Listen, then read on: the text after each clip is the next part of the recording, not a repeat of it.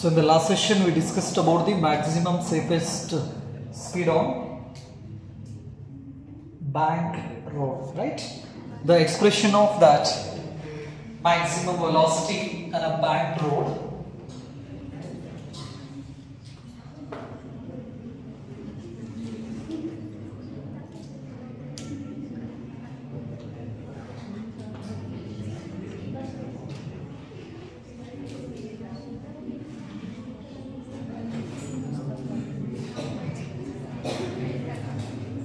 the velocity, maximum velocity of the vehicle on a banked road is equal to RG root of RG, this is V square, V square equal to RG into ಏನು ಬರ್ಬಿಟ್ಟಿದ್ರ tan theta ಮುಂದೆ tan theta plus or minus plus mu tan theta plus mu divided by 1 minus mu tan theta. So this is the expression of V square. The maximum safest speed on the bank road is root of RG tan theta plus mu divided by 1 minus mu tan theta. Here the V max stands for what? That is maximum safest speed on banked road, and here R stands for what? Radius. ಎದ್ರ radius ಅದು ಆ curd path ಏನು ಇರ್ತಿತ್ತಲ್ಲ ಆ curd path. For example this is the curd path. Vehicles ಹಿಂಗೆ ಹೋಗಿ ಈ ತರ ಈ ಕರ್ಡ್ ಪಾತ್ ಅನ್ನ ಟ್ರಾವೆಲ್ ಮಾಡ್ತಿದ್ವಿ. ಹಾಗಾದ್ರೆ when we complete this curved portions we get a circle. Curve ಏನಿರ್ತಿತ್ತಲ್ಲ ಆ ಕರ್ವ್ ನಾವು ಕಂಪ್ಲೀಟ್ ಮಾಡಿದ್ರೆ ನಮಗೆ ಒಂದು ಸರ್ಕಲ್ ಸಿಗ್ತೈತೆ. ನೆನಪಲ್ಲಿ ಈ ಸರ್ಕಲ್ ರೇಡಿಯಸ್ ಆರ್ ಅಂತ ನಾವು ಹೇಳಿ ಕರಿತೀವಿ. So in this expression R stands for what? Radius of that curved path. Just ನಮಗೆ ಸಿಗೋದು ಜಸ್ಟ್ ಕರ್ವೇಚರ್ ಅಷ್ಟೇ ಸಿಗ್ತೈತಿ. ನೆನಪಲ್ಲಿ ನಾ ಹಿಂಗೆ ಹೊಳಬೇಕಂದ್ರೆ ಇಲ್ಲಿಂದ ಹಿಂಗೆ ಹೊಳಿ ಹಿಂಗೆ ಬಂದ್ಬಿಡ್ತೀವಿ ನಾವು. ಇಲ್ಲೇನು ಕರ್ವೇಚರ್ ಸಿಗ್ತಿತ್ತಲ್ಲ ಈ ಕರ್ವೇಚರ್ ಅನ್ನು ನಾವು ಕಂಪ್ಲೀಟ್ ಮಾಡಿದಾಗ, ನೆನಪಲ್ಲಿ ಕಂಪ್ಲೀಟ್ ಮಾಡಿದಾಗ ನಮ್ಗೆ ಅಲ್ಲೊಂದು ಏನು ಸಿಗ್ತದೆ? ಸರ್ಕಲ್ ಸಿಗ್ತದೆ. ಆ ಸರ್ಕಲ್ ರೇಡಿಯಸ್ ನಾವು ಇಲ್ಲಿ ಕೌಂಟ್ ಮಾಡ್ಕೊತೀವಿ ನೆನಪಲ್ಲಿ. That is a radius of that curved path.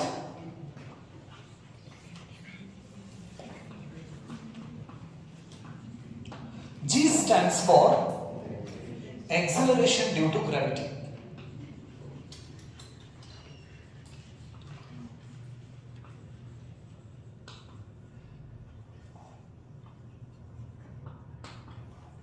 Acceleration due to gravity ಅಂತ ನಾವು ಹೇಳಿ ಕರೀತೀವಿ. mu stands for what? That is coefficient of friction.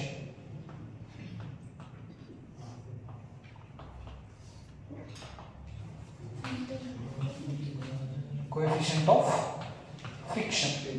Here theta stands for what? Angle between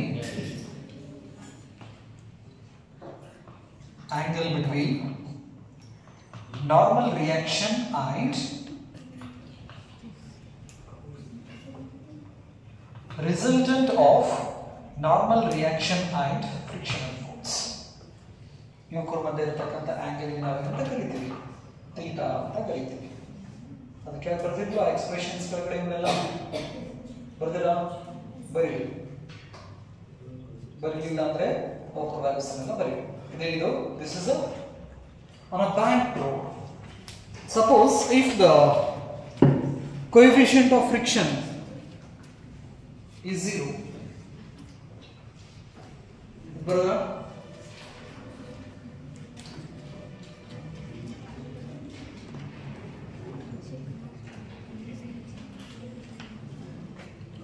so ಹಾಗಾದ್ರೆ ಬ್ಯಾಂಕ್ಡ್ road ಮೇಲ್ಗಡೆ ನಾವು maximum ಎಷ್ಟು ಸ್ಪೀಡ್ದಾಗ ಹೋಗ್ಬೋದು?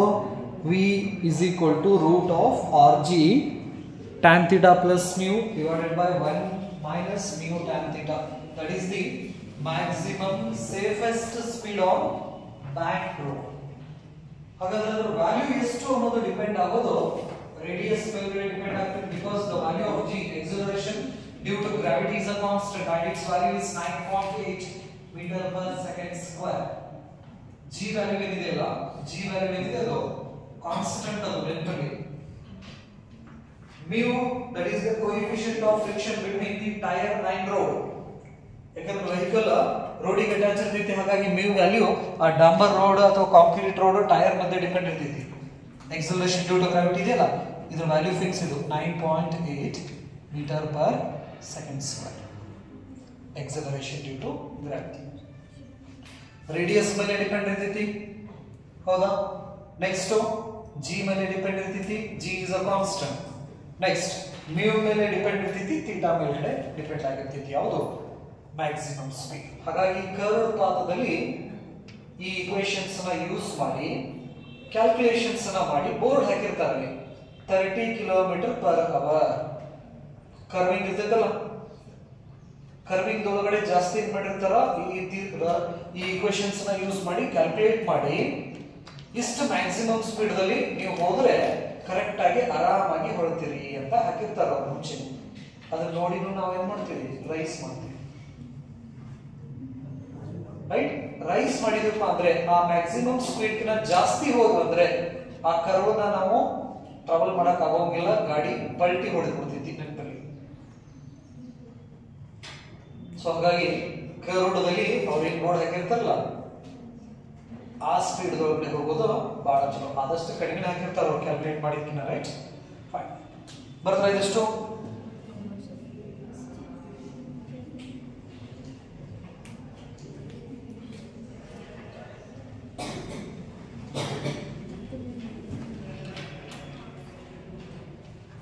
So the case number 1 is if mu is equal to 0. Mu is equal to 0.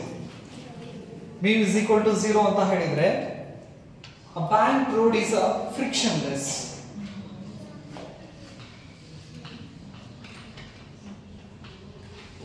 Banked road is frictionless.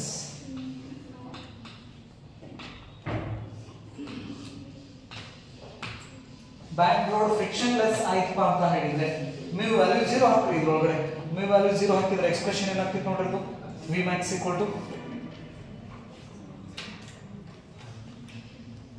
ಎಲ್ಲೆಲ್ಲಿ mu ಐತಲ್ಲ ಅಲ್ಲಿ ಏನ್ ಮಾಡ್ಬೇಕಾ, 0 ವ್ಯಾಲ್ಯೂನ ಸಬ್ಸ್ಟಿಟ್ಯೂಟ್ ಮಾಡಿ. ಸೊ ಅಂದ್ರೆ the maximum safest speed of the frictionless bank road, that is road rg tan theta, mu ಇದ್ದಲ್ಲಿ plus mu ಇದೆ 0, ಹಾಗಾಗಿ ಮೇಲ್ಗಡೆ tan theta ಅಷ್ಟು ಉಳಿತು. ನೆಕ್ಸ್ಟ್ ಕೆಳಗಡೆ 1 ಮೈನಸ್ mu ಇದ್ದಲ್ಲಿ 0 ಹಾಕಿದ್ರೆ 0 ಆಯ್ತು. Right, therefore v max is equal to root rg tan theta.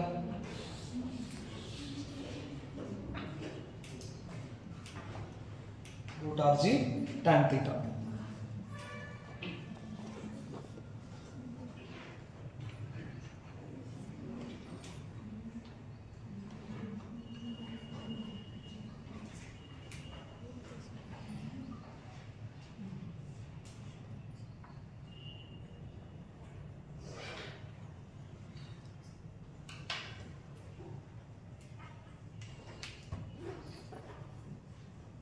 ಬರಲ್ಲ, ಇವು ಬ್ಯಾಂಕ್ಡ್ ರೋಡ್ ಅಲ್ಲಿ ಇನ್ ಲೆವೆಲ್ ಸ್ಟ್ರೇಟ್ ರೋಡ್ ಇರ್ತೈತಲ್ಲ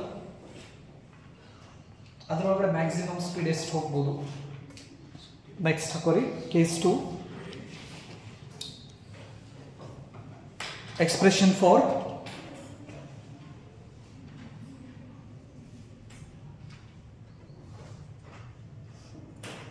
maximum safe speed of a vehicle.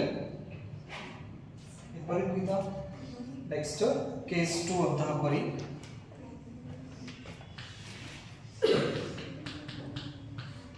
maximum safe speed of a vehicle on a level road.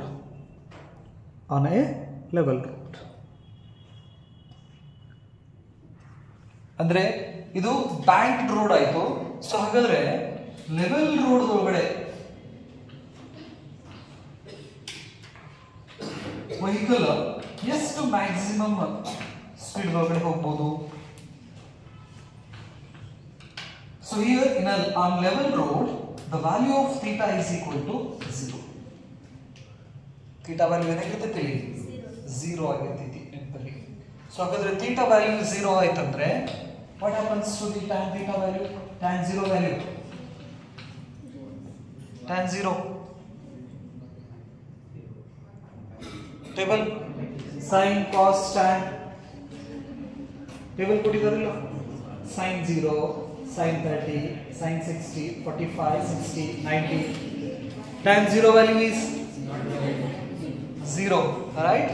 tan 0 value ಏನು 0. So ಹಾಗಾದ್ರೆ the maximum expression velocity on a banked road is root rg tan theta plus mu divided by 1 minus mu tan theta. ಎಲ್ಲೆಲ್ಲಿ tan theta ಐತಲ್ಲ ಅಲ್ಲಿ ಏನು ಹಾಕ್ಬೇಕಾ? 0 ಹಾಕ್ರಿ. So ಹಾಗಾದ್ರೆ ಏನಾಗ್ತಿತ್ತು ನೋಡ್ರಿ, ಇದು is equal to ಇದು 0 ಆಯ್ತು rg into mu, ಇದು ಕೂಡ ಏನಾಯ್ತು 0 ಆಯ್ತು. ಹಾಗಾದ್ರೆ root of rg into mu. So this is the expression of the maximum safe speed on a level road.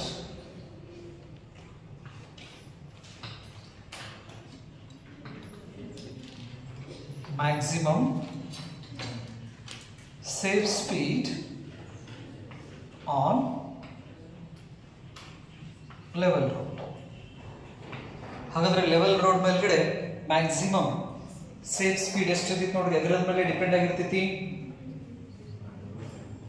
Root of R, root of G, root of mu ಮೇಲ್ಗಡೆ depend ಆಗಿರ್ತೈತಿ. It's depends on radius and acceleration due to gravity and coefficient of friction. Coefficient of friction ಅಂತ ನಾವು ಕರಿತೀವಿ. So ಹಾಗಾದ್ರೆ coefficient of friction ಜಾಸ್ತಿ ಇತ್ತು ಅಂತ ಹೇಳಿದ್ರೆ ವೆಲಾಸಿಟಿನೂ ಕೂಡ ಏನಾಗ್ತೈತಿ? ಜಾಸ್ತಿ ಆಗ್ತೈತಿ ನೆನಪಲ್ಲಿ. ಸೊ ಕೋಎಫಿಷಿಯಂಟ್ ಆಫ್ ಫ್ರಿಕ್ಷನ್ ಜಾಸ್ತಿ ಆಗೋ ಸಂಬಂಧ ಏನ್ ಮಾಡಿರ್ತಾರ ಅಂದ್ರೆ ರೋಡ್ ಅನ್ನ ಸ್ವಲ್ಪ ವರ್ಕ್ ಮಾಡಿರ್ತಾರ, ಟೈರಿಗೆ ಗ್ರಿಪ್ ಇಟ್ಟಿರ್ತಾರ. ವೆಹಿಕಲ್ಸ್ ಟೈರ್ಸ್ ನೋಡಿರಲ್ಲ, ಆ ಟೈರ್ ಮೇಲ್ಗಡೆ ಗ್ರಿಪ್ಸ್ ನ ಕೊಟ್ಟಿರ್ತಾರ, ರೈಟ್? ಆಮೇಲೆ ರೋಡ್ ಮಾಡಿದಾಗ ಕಾಂಕ್ರೀಟ್ ರೋಡ್ ಮಾಡಿದ್ರೆ ಅದ್ರ ಮೇಲೆ ಗೆರಿ ಗೆರಿ ಹಾಕಿರ್ತಾರ, ಡಾಂಬರ್ ರೋಡ್ ಮಾಡಿದ್ರೆ ಅದ್ರೊಳಗಡೆ ದೊಡ್ಡ ದೊಡ್ಡ ಕಲ್ಲು ಯೂಸ್ ಮಾಡಿರ್ತಾರ. ಅಬ್ಸರ್ವ್ ಮಾಡಿರ? ಎದಕ್ಕಪ್ಪ ಅಂತ ಹೇಳಿದ್ರೆ to increase the value of this wheel.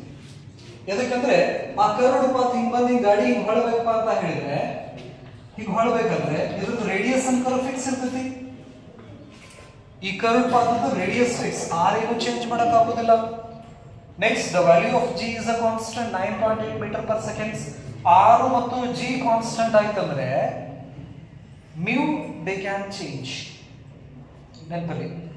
ಹಾಗಾಗಿ ಈ mu ಅಂದ್ರೆ this is the coefficient of friction ಅಂತ ನಾವು ಕರಿತೀವಿ. ಅಂದ್ರೆ ಎರಡು ಸಾಲಿಡ್ ಸರ್ಫೇಸ್ ಮಧ್ಯೆ ಒಂದು ವ್ಯಾಲ್ಯೂ ಬರ್ತೈತಿ, ಆ ವ್ಯಾಲ್ಯೂನ ಇನ್ಕ್ರೀಸ್ ಮಾಡ್ತೀವಿ. ಸೊ ಹಾಗಾದ್ರೆ ಫ್ರಿಕ್ಷನ್ ಇನ್ಕ್ರೀಸ್ ಮಾಡ್ಬೇಕಂದ್ರೆ ಸರ್ಫೇಸಸ್ ಹೆಂಗಿರ್ಬೇಕು? ಸ್ಮೂತ್ ಇರ್ಬೇಕು, ರಫ್ ಇರ್ಬೇಕಾ? ರಫ್ ಇರ್ಬೇಕು. ಸ್ಮೂತ್ ಸರ್ಫೇಸ್ ಇತ್ತಂದ್ರೆ ಫ್ರಿಕ್ಷನ್ ಕಡಿಮೆ ಸಿಗ್ತತಿ, ಫ್ರಿಕ್ಷನ್ ಕಡಿಮೆ ಇತ್ತಪ್ಪ ಅಂತ ಹೇಳಿದ್ರೆ ವೆಹಿಕಲ್ಸ್ ಮುಂದೆ ಹೋಗಾಕ ಆಗೋಂಗಿಲ್ಲ, ಸ್ಕಿಡ್ ಆಗ್ತಾವ.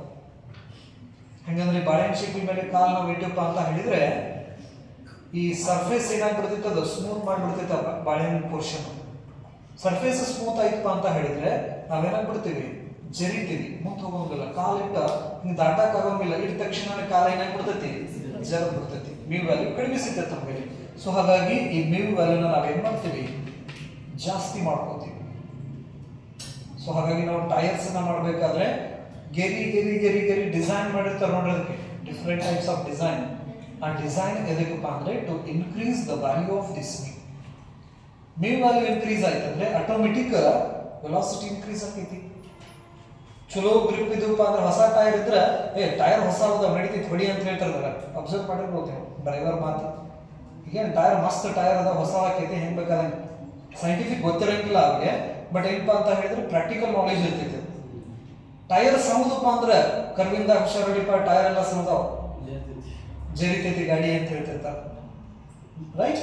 ಸೊ ಹಾಗಾದ್ರೆ ಏನಿದೆಲ್ಲ ಇದನ್ನ ಮ್ಯೂ ವೇರಿಯೇಷನ್ಸ್ ಮಾಡೋದ್ರಿಂದ ನಾವು ಲೆವೆಲ್ ರೋಡ್, ಕರ್ವಿಂಗ್ ಒಳಗಡೆ ಲೆವೆಲ್ ಇರ್ತೈತಿ ರೋಡ್, ಹೌದಾ, ಏನೋ ಬ್ಯಾಂಕಿಂಗ್ ಮಾಡಿರೋಂಗಿಲ್ಲ, ಅಂದ್ರೆ ಒಂದ್ ಸೈಡ್ ಎಡ್ಜ್ ನ ರೈಸ್ ಮಾಡಿರೋಂಗಿಲ್ಲ.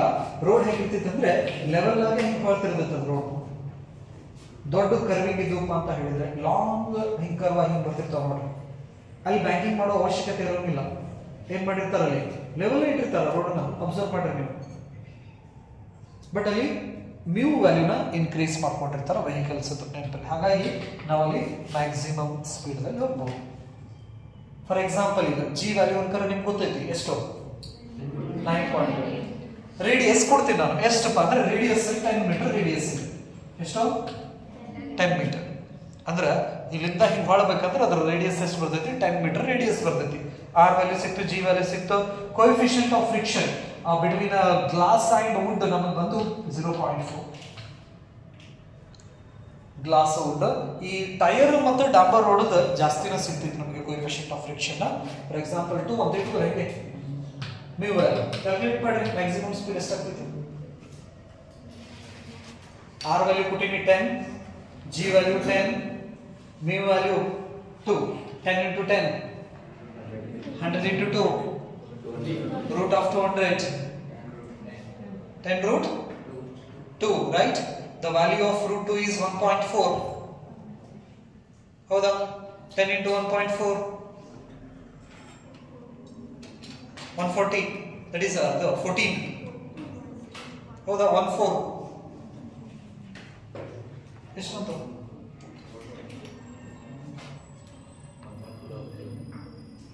ಯಾಕಂದ್ರೆ ಈ ಜಿ ವ್ಯಾಲ್ಯೂ 9.8 ಇದೆಯಲ್ಲ, ಕ್ಯಾಲ್ಕುಲೇಷನ್ ಪಾಯಿಂಟ್ ಆಫ್ ವ್ಯೂ ನಾವು ಏನು ತಗೋಬಹುದು, 10 ತಗೋಬಹುದು.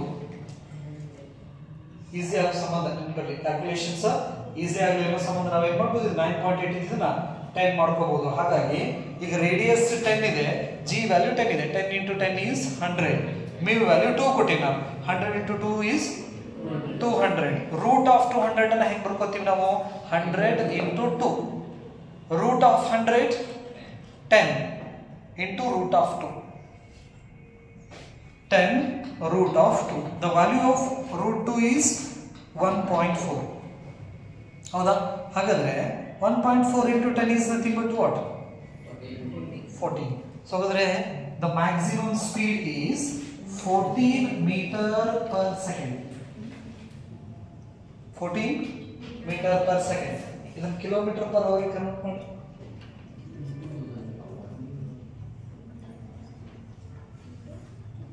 ಈಗ ಏನ್ ಮಾಡ್ತೀರಾ, 18/5 or 5/18 ಮೀಟರ್ ಪರ್ ಸೆಕೆಂಡ್ಸ್ ಕೊಟ್ಟಿಲ್ಲ. ಈಗ ಇದನ್ನ ಕಿಲೋಮೀಟರ್ ಪರ್ ಅವರ್ ಕನ್ವರ್ಟ್ ಮಾಡಿ.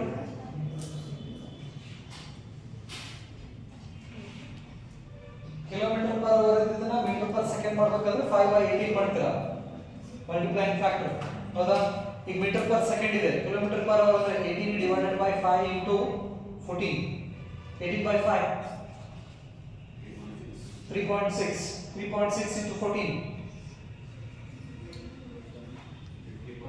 ಎಷ್ಟು, 50.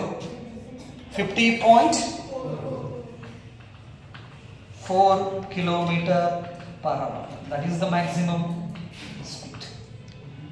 ಹಾಗಾದ್ರೆ 10 ಮೀಟರ್ ರೇಡಿಯಸ್ ಇರತಕ್ಕಂಥ ಸರ್ಕಲ್ ಏನಿದೆಯಲ್ಲ, 10 ಮೀಟರ್ ರೇಡಿಯಸ್ ಸರ್ಕಲ್ ಅನ್ನ ನಾನು ಟ್ರಾವೆಲ್ ಮಾಡ್ಬೇಕಂದ್ರೆ ಲೆವೆಲ್ ರೋಡ್ ಇದು, ಬ್ಯಾಂಕಿಂಗ್ ಇಲ್ಲ, ಅಲ್ಲಿ ಏನಿದೆ ಲೆವೆಲ್ ರೋಡ್ ಇದೆ. ಹಾಗಾದ್ರೆ ಆ ಲೆವೆಲ್ ರೋಡ್ದಲ್ಲಿ ಮ್ಯಾಕ್ಸಿಮಮ್ ಸ್ಪೀಡ್ ಎಷ್ಟು ಹೋಗ್ಬೋದು ನಾನು? 50. ನೆನಪಲ್ಲಿ 50 km/h ಸ್ಪೀಡ್ನಲ್ಲಿ ಹೋದ್ರೆ ಆ ಟರ್ನ್ ಅನ್ನ ನಾವು ಈಸಿಯಾಗಿ ಏನ್ ಮಾಡ್ಬಿಡ್ತೀವಿ, ಕವರ್ ಅಪ್ ಮಾಡ್ತೀವಿ. ಸಪೋಸ್ ಒಂದು ವೇಳೆ ಇದಕ್ಕಿಂತ ಕಡಿಮೆ ಹೋದ್ರೆ ಏನು ಪ್ರಾಬ್ಲಮ್ ಇಲ್ಲ. ನೆನಪಲ್ಲಿ ಇದು ಮ್ಯಾಕ್ಸಿಮಮ್ ಸ್ಪೀಡ್, ಇದು ನೆನಪಲ್ಲಿ. ಈ ಸ್ಪೀಡ್ಗಿನ ನೀವು ಕಡಿಮೆ 40 ಹೋಗ್ರಿ, 30 ಹೋಗ್ರಿ, 49 ಹೋಗ್ರಿ, ಆರಾಮಾಗಿ ಆ ಕರ್ಡ್ ಪಾತ್ ಅನ್ನ ನೀವು ಟ್ರಾವೆಲ್ ಮಾಡ್ತೀರಾ. ಸಪೋಸ್ ಒಂದು ವೇಳೆ ಇದಕ್ಕಿಂತ ಜಾಸ್ತಿ ಹೋದ್ರೆ ಅಂದ್ರೆ ಗಾಡಿ ಹಿಂಗೆ ಹೋಗಿ ಹಿಂಗೆ ಹೊಳ್ಳೋದಿಲ್ಲ. ನೆನಪಲ್ಲಿ ಗಾಡಿ ಹಿಂಗೆ ಹೋಗೋದು ಸೀದಾನ ಹೋಗ್ಬಿಡ್ತೈತಿ. ಕರ್ವ್ ಮಾಡಿದ್ರೆ ಗಾಡಿ ಪಲ್ಟಿ ಆಗ್ತೈತಿ. ಕರ್ವಿಂದ ಒಳಗಡೆ ಪಲ್ಟಿಯಾಗಿ ಬಿದ್ದಿರ್ತಾವಲ್ಲ ಗಾಡಿ, ಎದಕ್ಕಪ್ಪ ಅಂತ ಹೇಳಿದ್ರೆ ಇದೇ ಕಾರಣಕ್ಕೆ. ಸೇಫೆಸ್ಟ್ ಸ್ಪೀಡ್ ಬರ್ದಿರ್ತಾರಲ್ಲಿ, ಆ ಸೇಫೆಸ್ಟ್ ಸ್ಪೀಡ್ ನ ಮೀರಿ ಅವರು ಹೋದ್ರಪ್ಪ ಅಂತ ಹೇಳಿದ್ರೆ ಸೆಂಟ್ರಿಫಿಟಲ್ ಫೋರ್ಸ್ ಸಿಗೋಂಗಿಲ್ಲ. ಸೆಂಟ್ರಿಫಿಟಲ್ ಫೋರ್ಸ್ ಸಿಗ್ಲಿಲ್ಲ ಅಂತ ಹೇಳಿದ್ರೆ ಗಾಡಿ ಕಟ್ ಆಗೋಂಗಿಲ್ಲ. ಗಾಡಿ ಕಟ್ ಆಗ್ಲಿಲ್ಲ ಬಿಡೋ, ಬ್ಯಾಲೆನ್ಸ್ ಸಿಗ್ಲಿಲ್ಲ ಅಂತ ಹೇಳ್ತಾರೆ. ಎದಕ್ಕಂದ್ರೆ ಓವರ್ ಸ್ಪೀಡ್. ಹಾಗಾಗಿ ಬೈಕ್, ಕಾರ್ ಕರ್ವಿಂಗ್ ಒಳಗಡೆ ಓಡಿಸಬೇಕಾದ್ರೆ ಸ್ವಲ್ಪ ಕೇರ್ಫುಲ್ ಇಂದ ಓಡಿಸ್ರಿ. Right? This is all about what theoretical part of laws of motion. ನಿಮ್ ಲಾಸ್ ಆಫ್ ಮೋಷನ್ಸ್ ಇದಿಷ್ಟೇನಿದು ಥಿಯರಾಟಿಕಲ್ ಪಾರ್ಟ್. ಬರ್ಕೊಂಡ್ರೆ ಇದಷ್ಟು ಓಕೆ.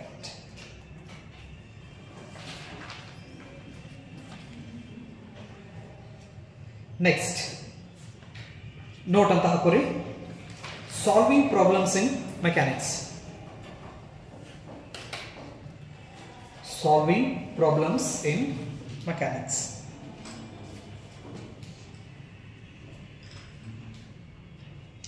ಸೊ ಅಂದ್ರೆ ಮೆಕ್ಯಾನಿಕ್ಸ್ ನಲ್ಲಿ ಪ್ರಾಬ್ಲಮ್ಸ್ ನಾವು ಸಾಲ್ವ್ ಮಾಡಬೇಕಂದ್ರೆ ಈ ಒಂದಿಷ್ಟು ಪಾಯಿಂಟ್ಸ್ ಅನ್ನ ನಮ್ಮ ಗಮನದಲ್ಲಿ ಇಟ್ಟುಕೊಂಡು ನಾವೇನ್ ಮಾಡಬೇಕು, ಪ್ರಾಬ್ಲಮ್ಸ್ ಅನ್ನ ಸಾಲ್ವ್ ಮಾಡಬೇಕು. ರೈಟ್? ಸೊ ಅದರೊಳಗಡೆ ಮನೆಯದು ಫ್ರೀ ಬಾಡಿ ಡಯಾಗ್ರಾಮ್.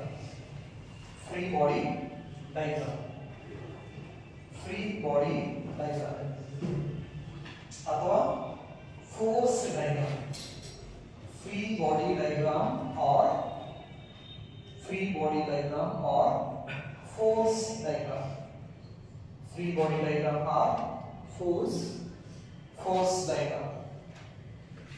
ಅಂದ್ರೆ ಈಗ ನಾವು ಒಂದು ಸಿಚುವೇಶನ್ಸ್ ತಗೊಂಡ್ರೆ ಆ ಸಿಚುವೇಶನ್ಸ್ ನಲ್ಲಿ ಆ ವಸ್ತುವಿನ ಮೇಲ್ಗಡೆ ಯಾವ್ಯಾವ ಫೋರ್ಸ್ ಬೀಳ್ತಾ ಇರ್ತಾವಲ್ಲ ಅವನ್ನಷ್ಟು ಡ್ರಾ ಮಾಡ್ತೀವಿ. ಫಾರ್ ಎಕ್ಸಾಂಪಲ್, ಈಗ on a bank road, this is the vehicle, right?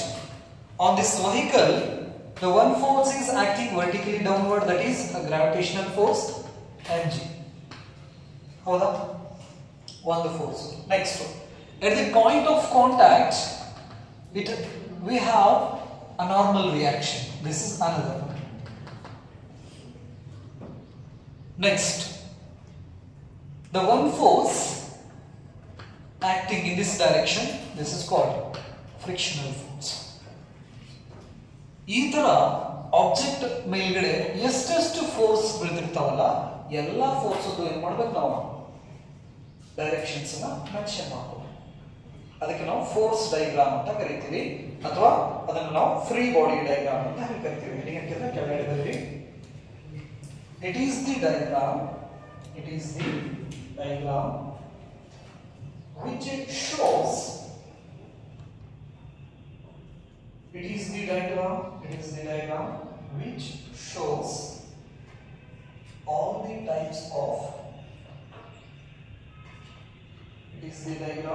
which shows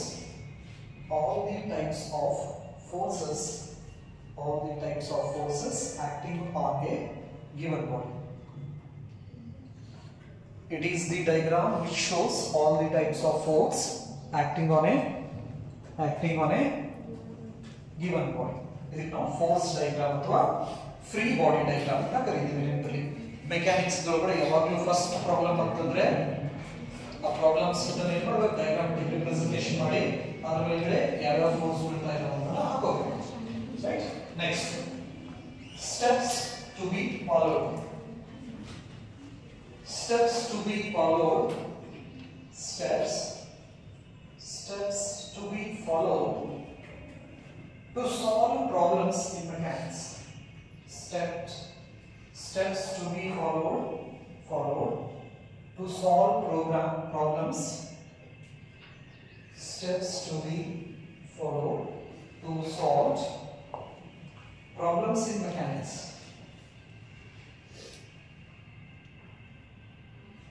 Problems in mechanics. One is step 1. Problems solve ಮಾಡಬೇಕಂದ್ರೆ mechanics ಎಲ್ಲ solve ಮಾಡಬೇಕಂದ್ರೆ steps follow ಮಾಡ್ತಾ ಹೋಗ್ತೀವಿ. ಮೊದಲನೇ draw a free body diagram. Draw a free body diagram. Draw a free body diagram showing various parts. Draw a free body diagram showing various parts of the assembly. Various parts of the assembly of bodies with links supports. Draw a free body diagram showing various parts of the assembly of bodies with links, supports, etc. Assembly of bodies with links,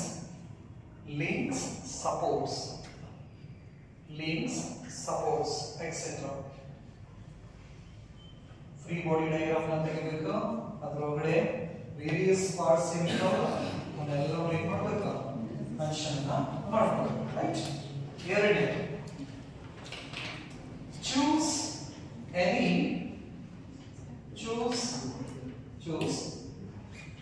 one convenient part of the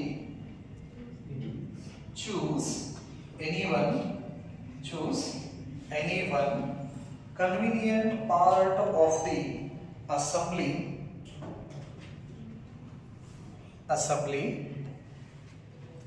convenient part of the assembly as one system.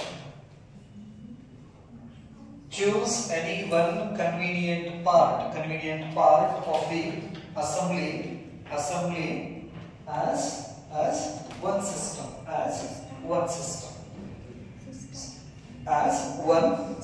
ಅಂದ್ರೆ ಈ free force diagram ಇದೆಯಲ್ಲ, ಈ force diagram ನಲ್ಲಿ ನಮಗೆ ಒಂದು convenient part ಅನ್ನು ನಾವು select ಮಾಡ್ಕೋತೀವಿ.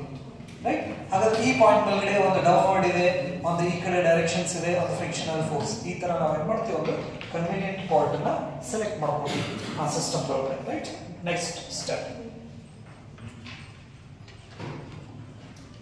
Draw A separate diagram. Draw a separate diagram which shows this system. Draw a separate diagram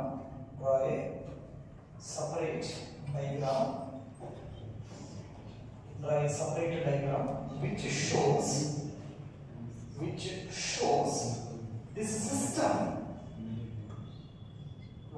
shows this system, and all the forces acting on it. Draw a separate diagram which shows this system and all the forces acting on it. Pull point. Next step, include the information about the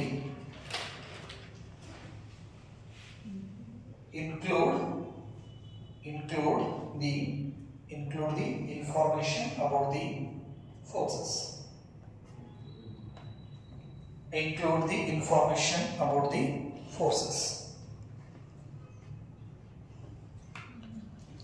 Include the information about the forces in a free body diagram. free body diagram. Include the information about the forces in the free body diagram. Next, identify the unknown and identify the unknown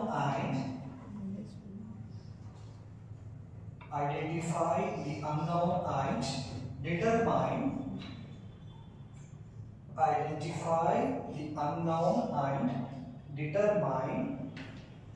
using Newton's laws of motion. Unknown and determine using Newton's laws of motion. So these are the steps we have to follow to solve the problems in mechanics. One sari ನೋಡ್ಕೊಂಡ್ಬಿಡ್ರಿ ಇನ್ನಷ್ಟು steps ನ.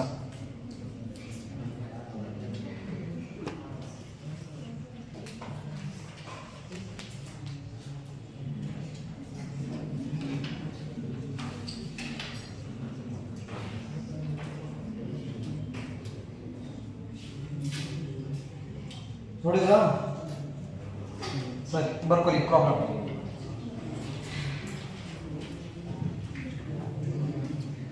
A constant retarding force, numerical problem, a constant retarding force of 50 Newton, a constant retarding force of 50 Newton, a constant retarding force of 50 Newton is applied to a body of a constant retarding force of 50 Newton is applied to a body of mass 20 kg. Applied to a body of mass 20 kg. Moving initially, a constant retarding force of 50 Newton is applied to a body of mass 20 kg. Moving initially with the speed of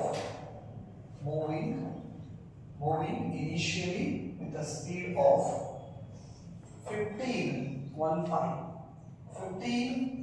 meter per second. 15 meter per second. How long does the body take to stop? How long does the body take to stop?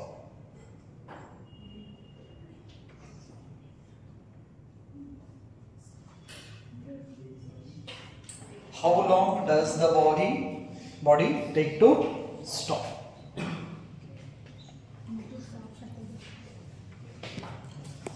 How long ಅಂದ್ರೆ ಎಷ್ಟು ಹೊತ್ತು ಬೇಕು ಅದಕ್ಕೆ stop ಆಗಕ ಅಂತ ಅರ್ಥ. ಹಾಗಾದ್ರೆ body first ಏನ್ ಮಾಡ್ಬೇಕು, ನಾವು ಫೋರ್ಸ್ ಡಯಾಗ್ರಾಮ್ ನ ಡ್ರಾ ಮಾಡಬೇಕು.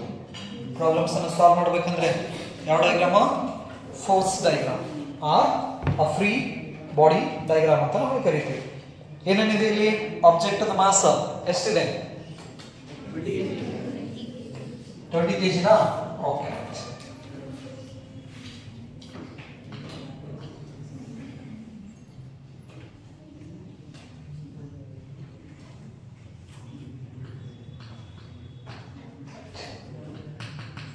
ಇದರ ಮಾಸ್ ಎಷ್ಟಿದೆ?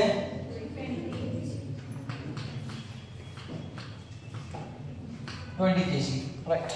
ನೆಕ್ಸ್ಟ್ ಎಷ್ಟು ಸ್ಪೀಡ್ ನ ಹೊಂಟದ? Moving initially with the speed of 15 metre per second. So ಹಾಗಾದ್ರೆ ದ ಸ್ಪೀಡ್ ಮಾಸ್ m ಅಂತ ಹೇಳ್ತೀವಿ. v is equal to ಎಷ್ಟು? 15 ಮೀಟರ್ ಪರ್ ಸೆಕೆಂಡ್ ಒಳಗಡೆ ಹೊಂಟೈತದು. ಸ್ಪೀಡ್ ಅಷ್ಟಿದೆ. ನೆಕ್ಸ್ಟ್ ಅಪ್ಲೈಡ್ ಫೋರ್ಸ್ ಎಷ್ಟಿದೆ? The force applied continuously on this body is 50 Newton. ಹಾಗಾದ್ರೆ ಇಷ್ಟು force ದಾಗ apply ಮಾಡಿದ ಆಬ್ಜೆಕ್ಟ್ ಎಷ್ಟು ದೂರಕ್ಕೆ ಹೋಗಿ ಏನಾಗಿದೆ ಸ್ಟಾಪ್ ಆಗತ್ತೆ. ಸ್ಟಾಪ್ ಅಂದ್ರೆ ರೆಸ್ಟ್. ಸೊ ಹಾಗಾದ್ರೆ ಫೈನಲ್ ವೆಲಾಸಿಟಿ ಇದ್ರದ 0. Initial velocity 50 metre per second. So ಹಾಗಾದ್ರೆ ಇಲ್ಲಿಂದ ಇಲ್ಲಿ ಮಟ್ಟ ಬರ್ಬೇಕಂದ್ರೆ ರೆಸ್ಟಿಗೆ ಬರ್ಬೇಕಂದ್ರೆ ಎಷ್ಟು ಟೈಮ್ ತಗೋತೈತಿ ಅಂತ ಕೇಳಿದ್ದಾರೆ. ಒಂದು ವೆಹಿಕಲ್ ಇದೆ, ಆ ವೆಹಿಕಲ್ ಮಾಸ್ ಎಷ್ಟಿದೆ 20 kg ಇದೆ, 15 ಮೀಟರ್ ಪರ್ ಸೆಕೆಂಡ್ ವೆಲಾಸಿಟಿ ಹೊರಟದೆ. 50 ನ್ಯೂಟನ್ ಫೋರ್ಸ್ ನಲ್ಲಿ ಬ್ರೇಕ್ ಅಪ್ಲೈ ಮಾಡಿದ್ರೆ ಆ ಗಾಡಿ ಬ್ರೇಕ್ ಅಪ್ಲೈ ಮಾಡಿದ ಮೇಲೆ ಎಷ್ಟು ಟೈಮಿಗೆ ಹೋಗಿ ಸ್ಟಾಪ್ ಆಗುತ್ತೆ ಅಂತ ಕೇಳಿದ್ದಾರೆ. ವೆಹಿಕಲ್ಸ್ ಬ್ರೇಕ್ ಹೊಡೆದ ತಕ್ಷಣ ಹೋಗಿಲ್ಲ, ಸ್ವಲ್ಪ ಮುಂದೆ ಹೋಗಿ ನಿಂತಾವ. ಅರ್ಥ ಮಾಡಿರಾ? ಹಾಗಾದ್ರೆ ಬ್ರೇಕ್ 50 ನ್ಯೂಟನ್ ಬ್ರೇಕ್ ಅಪ್ಲೈ ಮಾಡ್ಯಾರ. ಹಾಗಾದ್ರೆ ಎಷ್ಟು ಟೈಮ್ ತಗೊಂಡು ಹೋಗಿ ಸ್ಟಾಪ್ ಆಗ್ತದೆ ಅಂತ ಕೇಳಿದರು.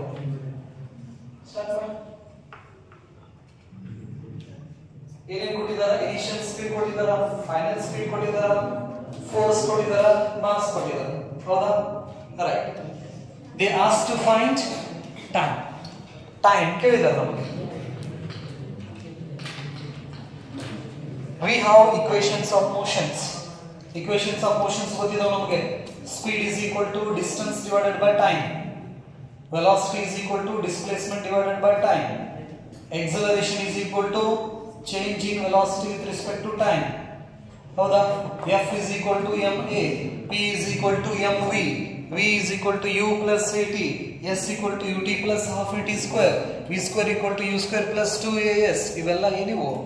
Equations of straight line motion. ನೆನಪಲ್ಲಿ ಪ್ರತಿ ಚಾಪ್ಟರ್ ಮುಗಿದ ಮೇಲೆ ಆ ಚಾಪ್ಟರ್ದಲ್ಲಿ ಬರ್ತಕ್ಕಂತಹ ಫಾರ್ಮುಲಾಸು, ಇಂಪಾರ್ಟೆಂಟ್ ಪಾಯಿಂಟ್ಸು, ಲಾಸ್ ಏನಿರ್ತಾವಲ್ಲ ಅವನ್ನ ಲಿಸ್ಟ್ ಮಾಡೋದನ್ನ ರೆಡಿ ಮಾಡ್ಕೋರಿ. ಮುಂದೆ ನೀವು NEET, JEE, NDA, army, navy, air force ಎಕ್ಸಾಮ್ಸಿಗೆ ಹೋಗಿರಲ್ಲ, ಅವಾಗ ಎಲ್ಲವೂ ಇವಾಗ ಬರ್ತಾವ. ನೆನಪಲ್ಲಿ ನೀವು ಸೆಕೆಂಡ್ ಇಯರ್ ಮುಗಿದ ತಕ್ಷಣ ಲೈಫ್ ಸೆಟ್ಲ್ ಆಗತ್ತಪ್ಪ ಅಂತ ಹೇಳಿದ್ರೆ ಈ ಫಸ್ಟ್ ಇಯರ್ ಸೆಕೆಂಡ್ ಇಯರ್ ಏನ್ ಹೇಳ್ತಿತ್ತಲ್ಲ ಅದನ್ನ ಕರೆಕ್ಟ್ ಆಗಿ ಓದ್ರಿ. ಓದಿದ್ಮೇಲೆ ಪ್ರತಿ ಚಾಪ್ಟರ್ ಮುಗಿದ್ಮೇಲೆ ಇಂಪಾರ್ಟೆಂಟ್ ಪಾಯಿಂಟ್ಸ್ ಹೈಲೈಟೆಡ್ ಅವನ್ನ ಲಿಸ್ಟ್ ಮಾಡ್ಕೊಂತ ಹೋಗ್ರಿ. ಒಂದು ವರ್ಷ ಸೆಕೆಂಡ್ ಇಯರ್ ಮುಗಿದ ಒಂದು ವರ್ಷಕ್ಕೆ ಲೈಫ್ ಏನಾಗ್ಬೋದು ಸೆಟ್ ಆಗ್ತೈತಿ. ವರ್ಕ್ ಮಾಡಿದ್ರೆ. ವರ್ಕ್ ಮಾಡಲಿಲ್ಲಪ್ಪ ಅಂತ ಹೇಳಿದ್ರೆ ಬುಧಬರಿಗೆ ಹಾಕ್ಬೇಕು ಲೈಫ್. ಈ ಕಡೆ ಆದ್ರೂ ಸರಿ. ಸೊ ಹಾಗಾದ್ರೆ ಟೈಮ್ ಅನ್ನ ಕ್ಯಾಲ್ಕುಲೇಟ್ ಮಾಡ್ರಿ ಅಂತ ಹೇಳಿದಾರ. ಅಂದ್ರೆ ಸೆಂಟ್ರಲ್ ಗೌರ್ಮೆಂಟ್ ಅದು ಕೆಲವೊಂದಿಷ್ಟು ಬ್ರಾಂಚಸ್ ಒಳಗಡೆ PUC ಸೆಕೆಂಡ್ ಇಯರ್ ಒಳಗಡೆ ಸಾಕಷ್ಟು ಓಪನಿಂಗ್ಸ್ ಇದಾವ. ನನಗೆ ಮುಂದೆ ಓದೋದು ಬೇಡ ಅಥವಾ ನಾನು ಜಾಬ್ ಮಾಡ್ಕೊಂತ ಓದ್ಬೇಕು ಏನಿರ್ತಿರಲ್ಲ ಅಂಥವರೆಲ್ಲ ಅಟೆಂಡ್ ಮಾಡ್ಬೋದು. ಅದಕ್ಕೆ ಫಸ್ಟ್ ಇಯರ್ ಸೆಕೆಂಡ್ ಇಯರ್ನ ಕರೆಕ್ಟ್ ಆಗಿ ಕಲಿಬೇಕಷ್ಟೇ. ರೈಟ್? ಕಲಿಬೇಕು. ಏನ್ ಕೇಳಿದಾರೆ ಅವರು? ಟೈಮ್ ಅನ್ನ ಕೇಳಿದ್ದಾರೆ. ನಮಗೆ ಅಷ್ಟೆಲ್ಲ ಎಕ್ಸ್ಪ್ರೆಷನ್ಸ್ ಗೊತ್ತಿದ್ದಾವು. ಇಲ್ಲಿ ನಮಗೆ ಇನಿಷಿಯಲ್ ವೆಲಾಸಿಟಿ ಕೊಟ್ಟಿದ್ದಾರ, that is 50 metre per second. Final velocity is 0. Right? Force ಕೊಟ್ಟಿದ್ದಾರ 50 ನ್ಯೂಟನ್. ನಮಗೆ ಮಾಸ್ ಕೊಟ್ಟಿದ್ದಾರ 20 kg. ಟೈಮ್ ಅನ್ನ ಕ್ಯಾಲ್ಕುಲೇಟ್ ಮಾಡ ಅಂತ ಹೇಳಿದ್ದಾರೆ. ಹೌದಾ?